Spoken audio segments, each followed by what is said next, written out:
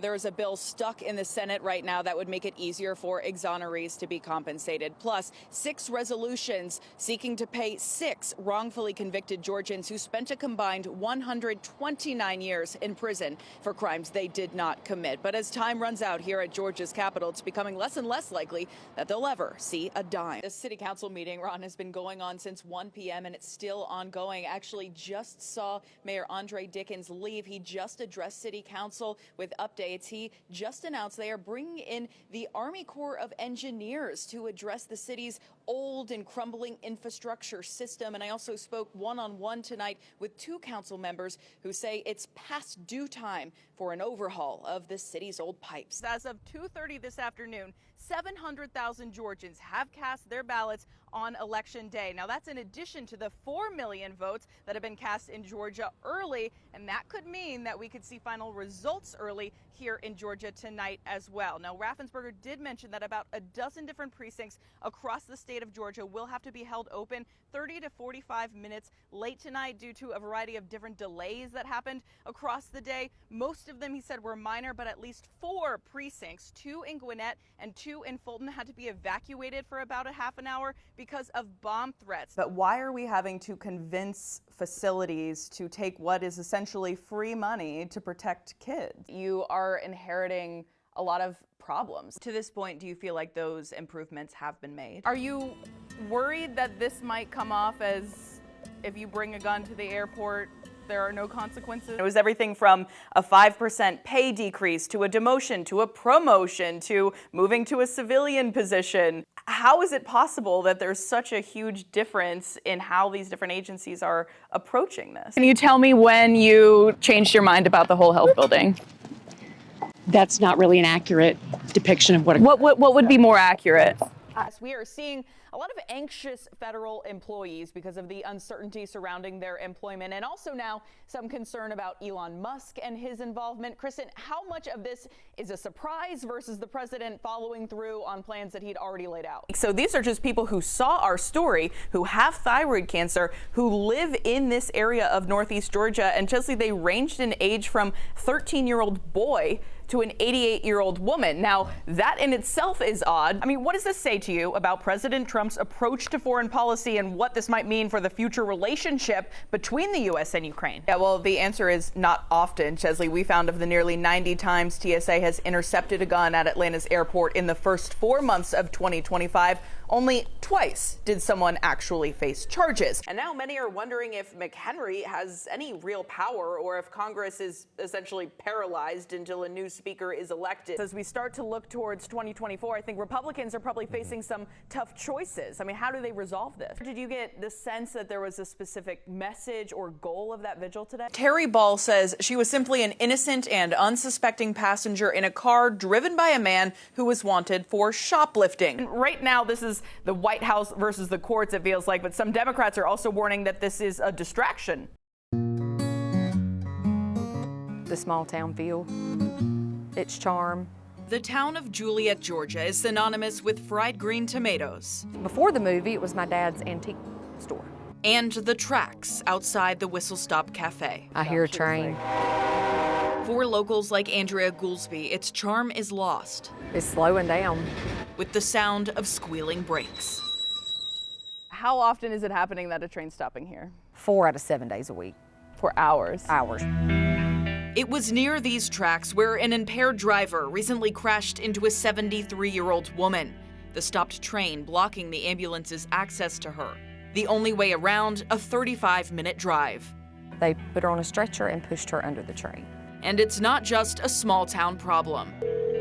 911, where is your emergency? This is another route for this train because it's been on the track about an hour. Hundreds of reports are pouring in every month from residents in Fulton, Gwinnett, Clayton, and beyond. People are crawling under the track, trying to go through it, and we got people in wheelchairs. In Lithonia, it's been a big nightmare because it sits on the train track for weeks at a time. The stopped train is a constant reminder to Charlotte Owens of the day it almost cost her her life. I was actually having a heart attack, and the ambulance could not get to me. It was terrifying. One of the medical people had been to my house before, and he got out and walked up to me. I could have died. It's a challenge. and we recognize it and we're aware of it. DeKalb Fire Chief Darnell Fulham says the county has nearly 200 crossings to navigate. When the crews are responding to calls, first of all, they know where they're located, and I can tell you that they're looking for the trains. In Cobb County, it's also top of mind for first responders. We practice and train for those type of situations. But neighbors say their complaints to train companies and lawmakers have fallen on deaf ears. If they had to sit here at this train for hours every day to make it to the Capitol, it would be different. A spokesperson for Norfolk Southern, one of the two major railroad companies in Georgia, tells us it tries its best to avoid blocking crossings, saying trains can stop for many reasons, from crew breaks to maintenance issues. But for Andrea, those explanations feel like excuses. It's not a good excuse when it happens multiple days in a row at the same time every day. It's kind of hard to believe. 37 states have laws limiting how long trains can sit on the tracks, but Georgia isn't one of them. Why do you think that is? Control, money, power. I think there needs to be legislation, and they need to be held accountable. I'm sorry about it being hot in here. Don't mistake what you're about to hear. They never came to fix our air conditioner. For complaining. This is the kitchen. Because after 21 years, this is just the bathroom. Tajay Pennington finally gets to say, and then this is my room. Mine. My Xbox. I love playing the game. Not much, but more than she's ever had. Where does your roommate sleep? Right there on that mattress. Better than the circumstances that landed her in Georgia's foster care system at 15. It wasn't a home. It was more so of a prison. Like, she used to put a bar on my door, and I wasn't able to come out. Like, I used to be in my room for months at a time. The police used to come and stuff. They used to tell me that they would get me out the situation that I was in, and they would never come back to help me. And I remember, I'm sorry. It's been 5 months since Tajay aged out of foster care and had to make it on her own. Turned 21, got the apartment, and that's it. They helped me drop my stuff off, and then they left.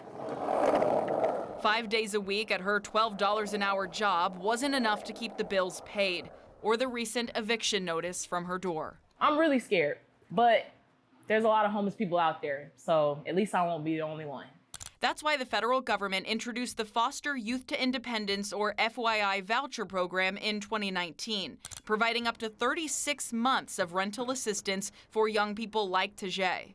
This year, Georgia's eligible to receive 769 FYI vouchers, but we've only received 3 obtained by Brunswick and Albany. That's 0.005% of the nearly $12.8 million available this year.